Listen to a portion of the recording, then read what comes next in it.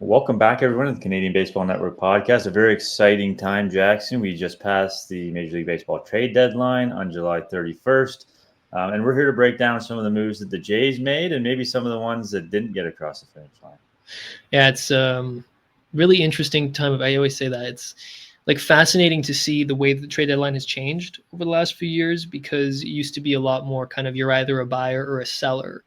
But now you see teams kind of doing a little bit of both, right? A little bit kind of more trying to get the most value. So really interesting from that perspective. Not as many sellers as you'd hope for, I think. I would say this deadline. A lot of teams like the Angels were buying for some reason. But yeah, really good stuff. And we're going to get into it here. Yeah, I was having some nightmares, I think, because back in the offseason, I always hate that time where it's all the reports and this team's talking to this guy. And it just seemed like yesterday, a lot of moves were made. It was a busy deadline, but you hear a lot about, oh, so-and-so's in on so-and-so. And it drives you a little bit nuts. But yeah, it was a very busy deadline and lots to get to from a Blue Jays perspective. So I guess we'll kick it off with the move that they made a few days before the deadline in acquiring right-handed pitcher Seranthony Dominguez. Yeah, and like this one it was interesting, him playing for Baltimore in the first game of the doubleheader, and then walking to the other clubhouse. Like that stuff's really fun. It reminds me of like in Moneyball when they do that, when they trade for Rincon and I don't want him pitching against me tonight. Like it was like that.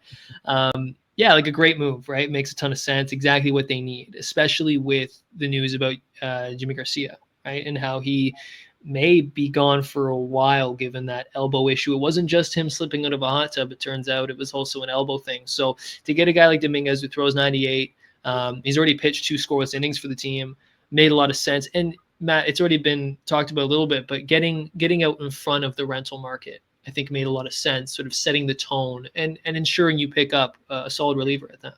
Yeah, I mean, everyone talked about how the bullpen was probably the biggest need, that and maybe a starter, which they ended up getting, and we'll talk about here in a minute. But yeah, just a very good trade. Seranthony Dominguez for John Watts Brown, the Jays' number 10 prospect at the time.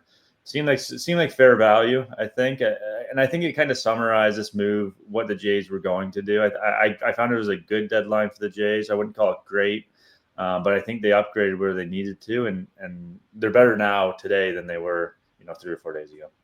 Yeah, he just kind of brings their, I guess you could say, their floor up a little bit, right? In terms of having another guy that, John Schneider can trust back there. And the issue with him is really just the walks. Other than that, Dominguez is a pretty elite arm. His whip is a little higher than you'd like. I think it was like 1,200 and something. He's got he's got a splitter he started using this year, which of course I'm sure the team loves. Plays well off of some of the other relievers in that pen, and ultimately a rental. So you're just kind of worrying about this year, use them as much as you can kind of thing. And you don't give up a ton. You give up a good starter at Double-A, a guy who is having a nice season in Watts Brown, but is certainly someone you're willing to part with to go after it this year. Yeah, I think that's kind of the going rate for a guy like Dominguez and a reliever of his quality. I think you're fine with it being a rental. I mean, bullpens are so volatile, right? We see it every year. Guys go up and down and performs. Unless you're talking like the top end guys, the Mason Millers, like the Padres got. You don't know what you're going to get sometimes from some of these guys from year to year. So, dabbling in the rental market for relievers, I think, is the way to go for a team for any team really, but a team like the Blue Jays that, you worry about your bullpen again in the off season, and there'll be guys available and you piece together from there with the guys that you already have. So I thought this was just a good move for the end of the season, another good arm to come in late in the game. And kudos to Ross Atkins again for getting ahead of the market a little bit on this. I think you're also okay with the rental, given he also relies a lot on his velocity. So yeah, having a guy who has control, who relies on velo, doesn't always work out with the way you might expect. So yeah, really good move. Replaces Garcia, slots right in there as sort of a setup man, 7th inning guy. Yeah, when it happened, I mean, I just kind of looked at it and said, "Oh, that's a good move." And that's if they do that a bunch, then you're probably pretty happy. You're in a pretty good spot. Yeah, and I guess that brings us then to the one that maybe had a little more intrigue, a little more of a debate on, right? Because I think, yeah, you're right. Like most fans, most media, everyone around would be like, yep, that makes sense. That's a pretty good trade. Makes a lot of sense. It would be the Shane Bieber trade, right? And that one is like such a fascinating one on a number of levels. He's currently rehabbing from Tommy John surgery. You read Ben Nicholson-Smith-Rowe, he's about a couple weeks out, 2 weeks or so out from returning to the bigs if things go well. Ross Atkins mentioned yesterday, one more relief outing, and then they'll kind of take it from there to see where things go. But Matt, this is a guy who, when he's on top of his game, former Cy Young Award winner, really kind of raises the ceiling of this rotation.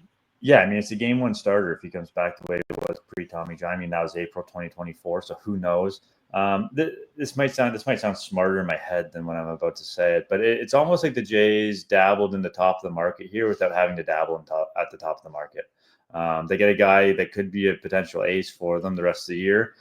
I like the deal a lot more if he picks up that $60 million player option and gets a full season post Tommy John. But again, you kind of take the risk and you give up Cal Steven, who was having a really good year and was kind of rising through the system rather quickly.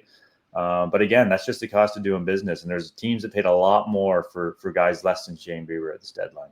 Yeah, look at what the A's got from Mason Miller, right? I mean, it's crazy. Look, the thing is, too, not a lot of starters moved. Right? Like the Marlins didn't end up trading those guys, Alcantara and Cabrera. Joe Ryan didn't end up moving. So I think obviously the cost there must have been exorbitant. And the Jays said, you know what? Rather part with your number 5 prospect, a guy you still really like, as you mentioned, and who will probably turn out, but there's no such thing as a surefire prospect, right? You'd rather just get the surefire thing.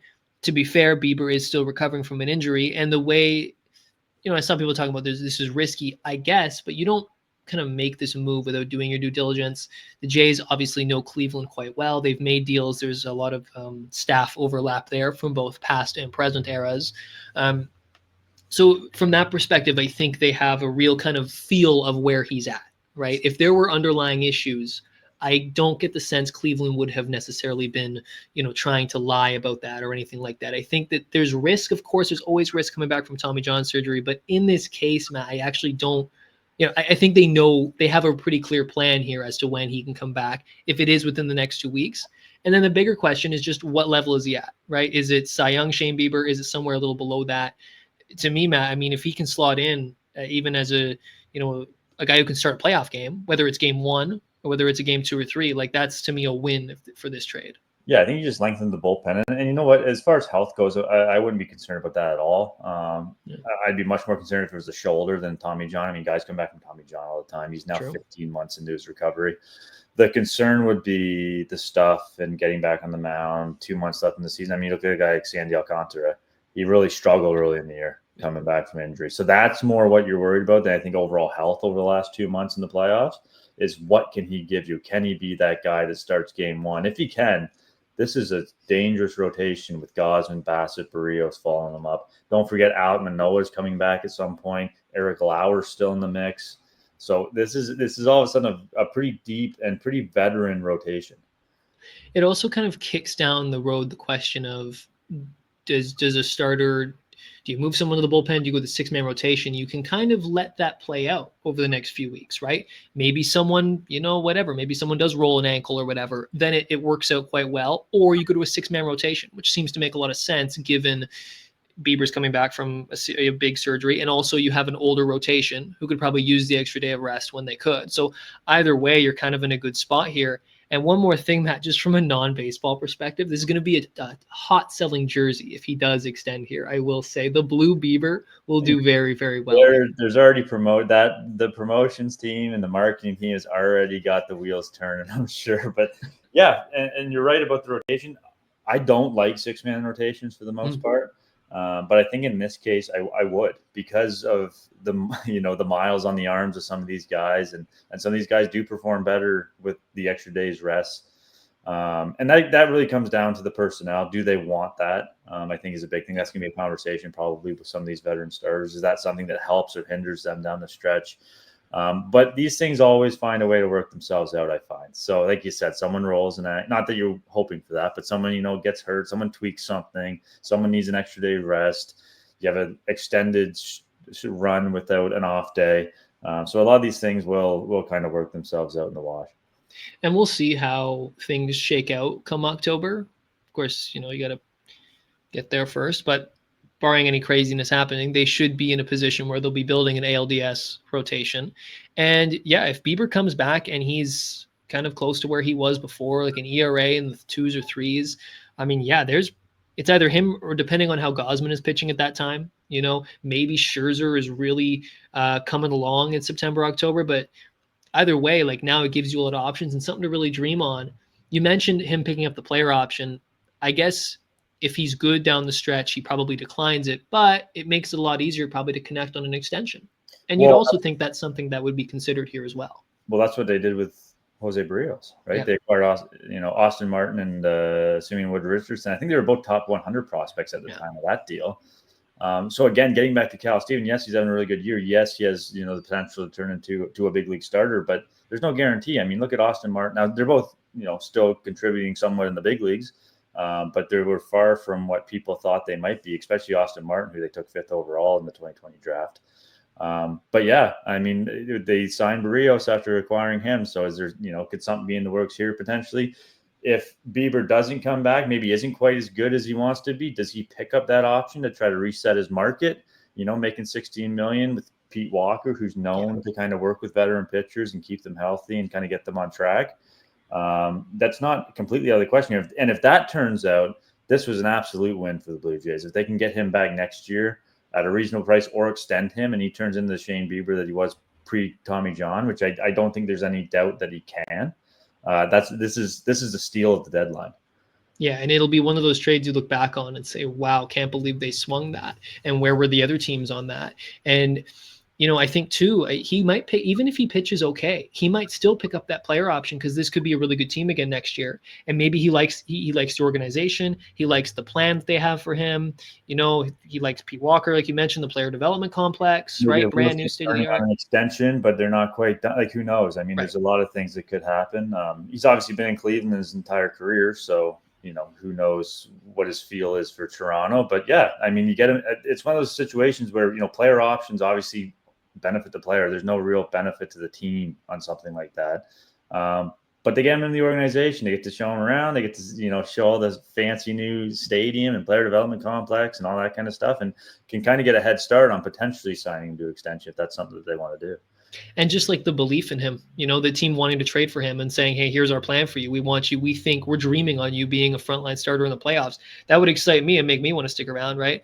So, yeah, I think it's a really savvy move by Atkins and co. And because, like we just mentioned, given the way that there weren't a lot of top-end starters on the market, I like the way you put it. This is kind of going into the deep end without really having to fully do it. So yeah, I think this is a huge – I think – obviously, health permitting, it should be a great move for the team. I think this is a really good move that can turn to a great move very quickly.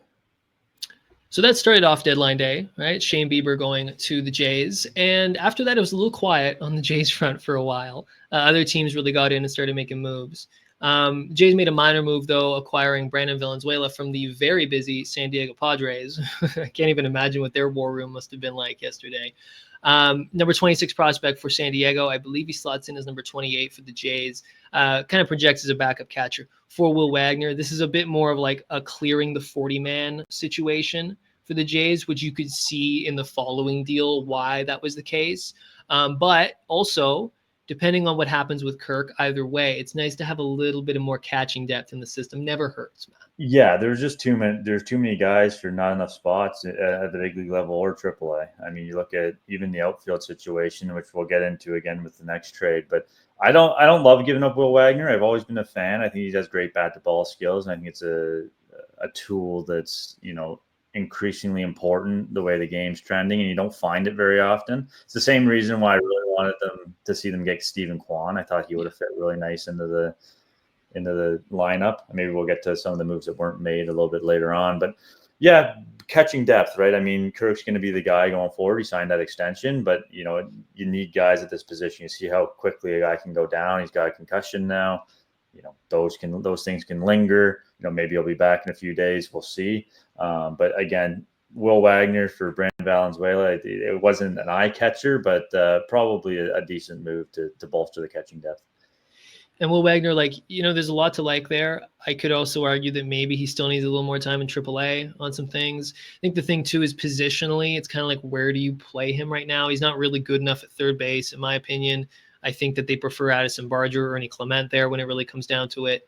He's not going to play at second base. There's too much of a logjam there, and obviously you got Vladdy at first. So you're obviously not going to DH a guy like that with Springer and stuff. It's like, so kind of running out of room. So I think you kind of turn that 40-man spot into a non-40-man catcher. It's a weird little paper move. You like Will Wagner, like the pedigree and stuff like that, but all the best in San Diego, I think, would be the mindset there. Yeah. Moving on to the last deal then, before we get into some of the deals that weren't made. And this is probably, other than the Bieber one, I think the really curious one. It happened right at the deadline. Although Atkins said they were working on it like 5:15 or something. So obviously it just took a little time to come out. But the Jays acquired Louis Varland and Ty France from the Twins, who decided to sell pretty much everything they could.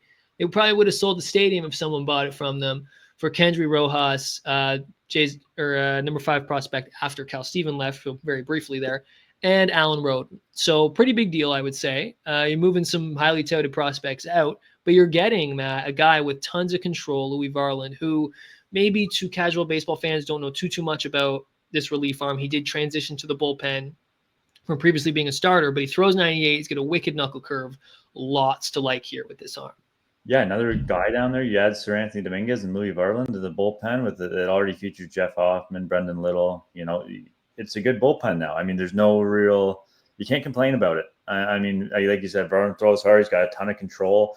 There was rumblings about him potentially transitioning back to a starter at some point. If that happens, I mean, all the better, especially with the age of this rotation. But for this year, he's going to obviously pitch out of the bullpen at 2.02 ERA, I think, so far. This year. Just another solid move by Atkins. I think Ty France, I don't know why he was really in on the deal, maybe to balance it out a little bit, balance the books. But yeah, that's probably that's just a bench piece that was thrown in the deal. You gave up, like you said, you gave 2 pretty good prospects in Kendry Rojas, number 5, as you can see after this Cal Steven trade, and Alan Roden. I mean, an interesting season for Alan Roden. I mean, it's spring training. He was the talk of spring training about how much potential he had and what he could potentially do for this lineup. And a few months later, he finds himself traded to Minnesota. I kind of like it for him because he's hitting, I think he was hitting like over 300 in AAA. He's playing really well. He's had great minor league stats the last few years, just hasn't quite carried over yet into the bigs. That takes time though. And, you know, when you're chasing a pennant, you don't have a lot of opportunity to give guys at bats to kind of work through things right now, like last year. So I think it's a great spot for him to go because now he's going to get to play every day. I saw he's in their lineup today. Friday, August 1st, as we record this.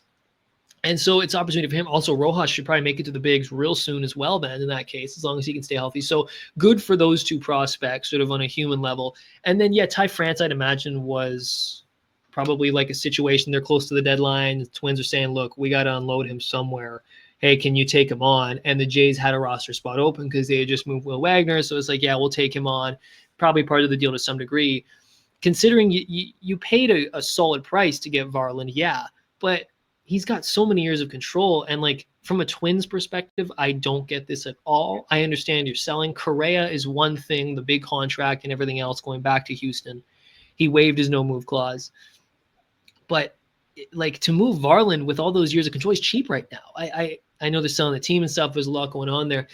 That's puzzling. He's a Minnesota guy as well. He's a local Minnesota guy. He came, you know, he's from there. And to me, that hurts as a Twins fan. But as a Jays fan, you'll love it because you just picked up a great arm who could be either a setup man for a long time or, as you said, potentially a starter.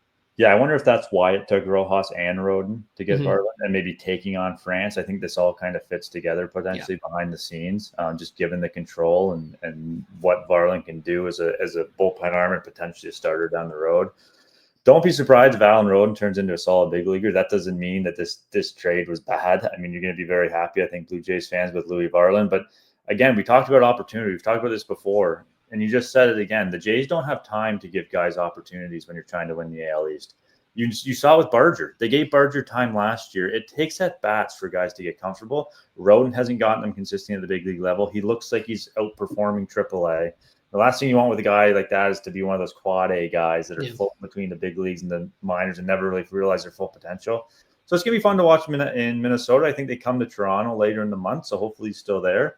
But yeah, good deal. I think you got to like the return for the Twins a little bit here. Aside from giving up Varland, like you said, though, it's a little odd. It's a weird one, but when you can, I mean, Rojas could be a good left-handed starter who throws heat. If he can stay healthy, that's really tantalizing. And Roden, like, I think it was more just like the Jays roster crunch. Like Joey Loperfido and Nathan Lucas kind of just passed him by right in terms of performance this year, right? I think if Roden had been doing a little more of what Nathan Lucas has been doing as of late, it's a different story. I think you're really just looking at what can you do for me right now in these next 2 months, which is frankly refreshing as a Jays fan, because it's been last year was tough when you couldn't think like that. It's nice to be one of those teams that's like, we need performance now, from a fan's perspective. And yeah, if Atkins also mentioned they've been looking at Varland for a while. You're always curious if he was a backup to David Bednar or Duvall, who didn't work out, or Jake Bird, who all went to the Yankees. And he doesn't have the name value. But if you look, Matt, his numbers are right up there with all those guys this year. He's not a huge sample size. He's not saving games, but I think this is a great pickup and a guy who's going to be here for a while. Seems like a fun guy too, like a good interview. I think Jays fans will really like him. And go ahead. What you need to remember from a Jays perspective is this isn't the Jays of the early 2010s, mid 2000s. This team's going to spend in free agency. Oh, yeah. This prospect capital or their assets, right? Very, very unlikely. Even Arjun Amal and Trey Savage, it's probably more unlikely than not that they don't turn out to be what you think they are. And this is what big teams do. They acquire assets and minor league prospects to make moves like this. I mean, look, the Padres went to the extreme. Don't get me wrong, but don't bank all your money on prospects, especially with the team that's going to spend in the offseason. There's money coming off the books. Bassett, Bichette's coming. No, depending on what happens with Bichette, I'm missing a bunch of guys. Scherzer's coming off. Scherzer, yeah. So there's going to be money to play with in the offseason. So if there's a chance to acquire good big league talent now for prospects, you do it. You 100% do it. Yeah, like Kendry Rojas could be anything. He could even be Louis Varland one day. You know what I mean? Like, will Kendry? That's how I like to think about some of these things sometimes. Though, will Kendry Rojas be as good as Louis Varland is right now? You don't know, right? Maybe. So, yeah. Probably not. Yeah. Like, that's just the reality of the situation in minor league prospects. If you just go by percentages, Louis Varland's doing it in the big leagues now. Kendry Rojas is not. So don't pass up that opportunity when you're trying to win. That's what it comes down to. Same thing with Shane Bieber, right? Like it's a steep price to pay. But if Bieber is good, or even not quite as good as when he won the Cy Young, but still a very good starter, I mean, that's what Cal Steven is projected to be, is a mid-rotation starter, right? So you're just fast forwarding that basically and saying, we need that right now, not in 3 years. And guess what? If you win, none of this matters, because exactly. Texas traded Cole Ragans for Aroldis Chapman. They got a ring. No one talks about how Texas lost that deal because they won a World Series. Exactly. You helped them win a World Series. So you win a World Series, Ross and Atkins get a pass for a while. Not forever. It doesn't work that way, but a while in this city. People will not care if Alan Roden turns into, well, Barry Bonds might be you might regret that one, but a good big league player. I think about, like the deals where, remember the Mets a few years ago traded Pete Crow Armstrong for Javi Baez, right? That one hurts, or the Twins trading Joe Ryan for Nelson, or sorry, the Rays rather trading Joe Ryan for Nelson Cruz, right? 41 or some odd year old Nelson. Like, those ones are tough, yeah. But even then, like, you're going for it, and you can understand why they did that. And yeah, it sucks. That's why you go to evaluate your own prospects and be like, I don't think this guy is going to be, as you said, Barry Bonds, going to be a good player, but we're willing to take that risk. I think that's the fun part about the deadline if you're a buyer. And that's also kind of the part that if you're a seller, if you're a fan of a selling team, it does kind of suck, because it's like you're hoping on all these things, right? And I think, recency bias also plays an impact. I mean, Javi Baez, when he was with the Cubs, he was a good player. Yeah. He was a big reason they won that World Series. Then he just fell off, and then he's back to being a good player now. He's an all-star this year, but he really fell off the map. But he was a good player at the time. That was a big name. That was a big deal. No one really knew who Pete Crow Armstrong was, aside from, being a top prospect in MLB Pipeline's rankings, which you can't worry about if you're trying to win. You have to kind of put that aside to a large extent. I think Jays fans need to get comfortable with that. The Jays don't have the next Vladimir Guerrero Jr. or Bo Bichette in their system.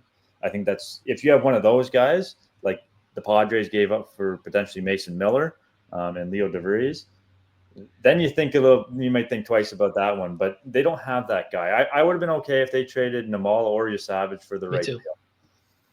Yeah. And I wonder if that was on the table for Mason Miller, right? It sounds like the Jays were in on him. It's just the Padres had a better package because they were willing to give up. They had the number 3 prospect in baseball. The Jays don't, right? And you can argue one way or the other about the Padres, but like you said, if they win a ring, by the way, those fans don't care about those prospects right now either. You just got Mason Miller in your bullpen for a long time, right? He's not going anywhere either. It's not like he's a rental, right? The average fan does not care. The average fan. And that's, those are the ones buying most of the tickets, like the casual fan that watches a Padres game on a Friday night. they don't care about Leo DeVries right now. They care about watching Mason Miller pump 100 and close out a ball game against the Dodgers, right? Exactly. So, yeah, guys like us that follow the game really closely and look at prospects, right? Ooh, that was a steep price. But at the end of the day, they're trying to win now, and AJ Preller is known to do this. No one should be surprised that this happened. I remember when the White Sox had all those prospects. They had Giolito, and they had Luis Robert, they had Eloy Jimenez and Andrew Vaughn, and God, I'm forgetting people, and Yohan Moncada. Like, how did all that work out, right? None of those guys, maybe some of them have panned out on other teams, but prospects are just that. And ultimately, you're trying to go win a ring. So all that to say, you got to always go for it. And I'm really liking overall, Matt. I think like this deadline, you can quibble. Maybe the only thing I think that you can be fair about, you're kind of objectively looking at it, is like they probably maybe could have used a better bench bat than Ty France. That would maybe the only thing that you could say. But they're obviously banking on Santander coming back at some point this season and being productive, right? And also just trusting that, dancing with the one who brought you. Right. That's the only thing, is I think they needed a bat. I said I had that feeling all along, and it didn't have to be a big time million. I would have I'm a big fan of Stephen Kwan. I thought they could have got that done, even if it would have cost you Savage or Namala, given 2 more years of control, I believe, after this one. But I thought they needed another bat in the lineup, and that's why I ran a poll on X today asking what people thought to grade the Jays deadline. Most people, I think 71% or so, gave it a B grade. I would do the same. I think it was they did enough to put themselves in a position to win. They're not a World Series favorite. Well, maybe they are. I mean, they got a pretty good record. But, I don't think they're running away with the American League here. But they did enough to keep themselves in serious discussion for winning the American League. Seems like the American League's wide open. Detroit, Toronto, Yankees, Sox, Houston. Maybe Houston, of course. Houston's really good. Yeah. Seattle. I thought Seattle had a heck of a deadline. Yeah. Suarez and Naylor, they needed bats, and they upgraded at the 2 power positions in the infield at the corners. That's going to be a dangerous team, especially with Houston's health. I mean, I could see Seattle making a run at that division. And they just missed out on Duran too. So like they were gunning for the big guns, and you love to see that as a Mariners fan, right? I'm sure we have some people listening to the show who are Mariners fans. Big Canadian contingent, like they pick up Naylor as well. Like it's a pretty good lineup, with Cal Raleigh in the middle of that. Like that's solid. It's probably the best rotation in baseball. I mean, so that's going to be a dangerous team. If there's a team that you don't want to play in the playoffs, especially in a short series, it might be those guys. Well, and I saw, or I think it was like a couple of days ago, it was projected if this playoff started today, Jays would play the winner of a Mariners-Yankees series. And it's like, oh, great. What a reward for winning the division. You get either Seattle or the Yankees. But yeah, like you just, especially now, I feel like in the 3rd team wildcard era, you're just trying to amass the best talent possible and kind of do the best, because there's less of like a favorite. So this team really should do it now, especially this year in the American League. It feels really wide open. You look at kind of what some of the competition did. Like the Yankees definitely got better. But like Judge being out, no trade can fix that. If he's hurt, like that's huge, right? Yeah. And there's still like Garrett Cole's not coming back. There's still some concerns about their pitching. Yes, they did get better in the back end of their pen, no question. They also got some of the biggest names on the market. The Jays ended up with 2 guys in the back of their bullpen who on any given day can also be just as good as any of those guys, Duvall, Bednar, Jake Bird as well. So overall, I think you like it. I also probably give it a B. If a team like the Angels had been selling, I would have been all over a guy like Taylor Ward. I think he would have been a really good fit on this team, can play left field, controllable next year, but the Angels didn't sell, right? If Texas was selling, I would have called them and said, what does it take to get Corey Seager just for fun, right? Yeah. Like I would have, then you can get crazy. Those are the waters you're dabbling in. Or Jose Ramirez would have been fun as well, but I don't think Cleveland would ever have moved him, right? No. So right? And I'm sure they did, by the way. I'm sure they did make that call. So that's the thing. You mentioned Stephen Kwan. He would have been a really good fit because he fits what this team is all about. Tough at bat, great defense. Hitter, you pencil in the lead off, and you don't think about that for the next 3 years. I mean, that's a pretty comforting feeling, and knowing Vladdy's going to hit probably 3rd for the next 14 years. So, I mean, that's why I like that move, and I know it would have cost a lot to get him, but I think it would have been worthwhile. But I mean, there's also a lot more that goes into those kind of deals than just, who you're willing to give up. And, it goes back and forth both ways. So it takes two to tango, as they say. Right. And so it'll be interesting to see how that shakes out in the American League. It's going to be a fun race to see how the division shakes out, how the playoff race shakes out. A couple Canadians on the move. We mentioned Josh Naylor going to Seattle. Michael Soroka goes to the Cubs. That's a nice fit. He went from Washington to the Cubs. There was some talk about maybe the Jays looking around at him as well. He might have been a nice fit here. Less so of a Shane Bieber type and more of like a swing man, kind of long relief. He ends up with the Cubs. It seems to be a great fit. They're going to be going on a run. Mitch Bratt gets traded. Old friend Mitch Bratt, former guest on this show, goes from Texas to Arizona as part of the Merrill Kelly trade as well. So he's done a great year too. So he might be in the big league sooner than later over the next couple of seasons. And then throughout the American League, like we mentioned, the Yankees really beefing up that bullpen. The Astros bring back Carlos Correa. I don't know if you want to talk about that at all. That was really interesting. That was shocking to me. I didn't think Correa would move at all. There was talk earlier in the week, and then people kind of were like, no, that's not happening. And all of a sudden, it sounded like the talks kind of broke down between that initial, like, I'll waive my note, I'll go to Houston only, and then it kind of broke down, and then obviously it picked back up yesterday. Curious to see how the reunion goes. Houston needs the help. He's going to play third base. Formerly manned by Alex Bregman, who's with obviously Boston right now. But it's going to be interesting to see how that goes. And if they get healthy, it's already a good team. If they get healthy, though, that's an American League winning caliber team. Yeah, they're really good. That infield now is nasty. If it's Correa at third, Pena at short, Altuve, and then Christian Walker, like that's. We're gonna have some division races. I mean, in the American League, you look at Houston and Seattle. Texas is coming on a little bit. Don't forget those Angels. They bought the deadline. Yeah, who knows, right? Mike Trout. Maybe he can finally get back to the playoffs. And then, the American League East. I mean, Toronto. It looks like a two-horse race probably at this point with Toronto and New York. Boston was kind of disappointing. Didn't do much. Got Dustin May at the deadline. I don't think Boston fans are too happy this morning. That was surprising to me. I thought Boston would be more in, especially on like a starter or just someone. Well, they moved the Devers contract, right? I mean, that was kind of the thing at the time. Was we're going to reinvest that money, and they just never really did. So, and in a wide open American League, you'd think that a team like that, especially with the way they've played over the last month, I mean, they've been playing a lot better. Some of their young guys are kind of contributing now, obviously Roman Anthony, but like you can kind of see it coming together in Boston, and you mentioned it being a two-horse race. The only team that could maybe make it more is probably Boston at this point. And they just kind of chose to stand pat. Maybe it'll work out for them. I know they added Dustin May, I think, but other than that, they were pretty quiet. So, that GM down there takes a lot of heat already, right? Yeah, and I mean, you look at Detroit last year. They sold at the deadline, got rid of Flaherty, and they end up making the playoffs. So you never know. That's the great thing about baseball is, you never know what to expect. But there's going to be a lot to watch as the season winds down over the next 2 months and we head into October baseball. Yeah, it's exciting. And we'll be here all the way covering it, Canadian Baseball Network. I would say, to wrap up here, I gave it a B, you gave it a B. Would have liked maybe a better hitter than Ty France, but you never know. Maybe Ty France will make me eat those words. And look, people doubted the Miles Straw acquisition, right? People have doubted a lot, and a lot of things have worked out for this team so far. So we'll just wait and see, I guess. Yeah, and until next time, take care.